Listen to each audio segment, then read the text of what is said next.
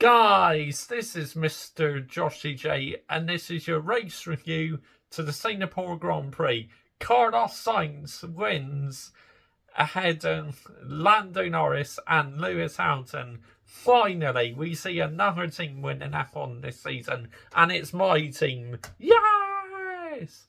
I believe that is our first win since Austria last year. Silverstone or Austria last year was our last victory in F1. Oh, it's been a long time coming, it really has. But that brings an end now to Red Bull's winning streak. They can no longer make history. I'm not worried if they win for the rest of the season. I just wanted another team to stop them just once this season, and we are the ones to do it. Buzzing, absolutely buzzing. At the start of the race, Charles Leclerc had a good start.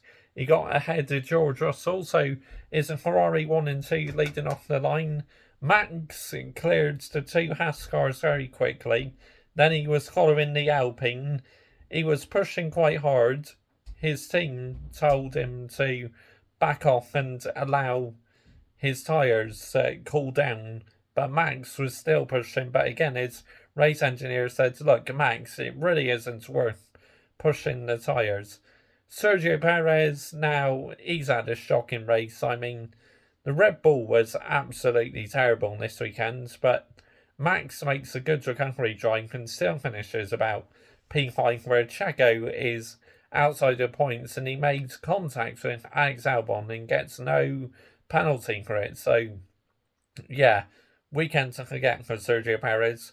Big breaking news story this morning was that Lance Stroll would not be taking part in this race because he's not quite recovered from his crash he had in qualifying. So it was just Fernando Alonso waving the flag for Aston Martin in this race. And he had a shocking race, Fernando Alonso.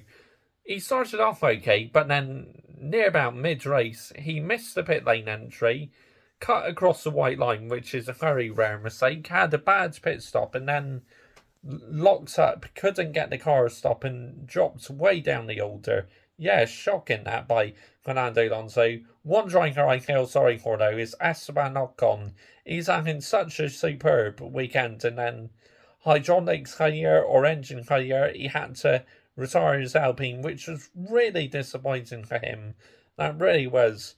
George Russell was pushing to try and get ahead of Lando Norris and Carlos Sainz. He pushed too much and he went into the wall, damaged his car, and my driver, Lewis Hamilton, got a very, very lucky podium. George Russell had my driver's number all weekend, but yet he still finishes on the podium. But George is going to be absolutely kicking himself for making that mistake. He really is. Charles Leclerc, he did well to finish P4, but obviously very unhappy that he lost out in the pit stops. That's what cost him. I think that's the only thing my team probably got wrong today, but the rest of it was perfect. That was a world-class drive by Carlos Sainz. You know, he backed off on purpose so the McLaren could back itself into the team Mercedes, and so the Mercedes would struggle in the dirty air. Clever tactic that by Carlos Sainz. That was a champion's drive. That really was. But, my team winning again, honestly. And only the second team to win all season.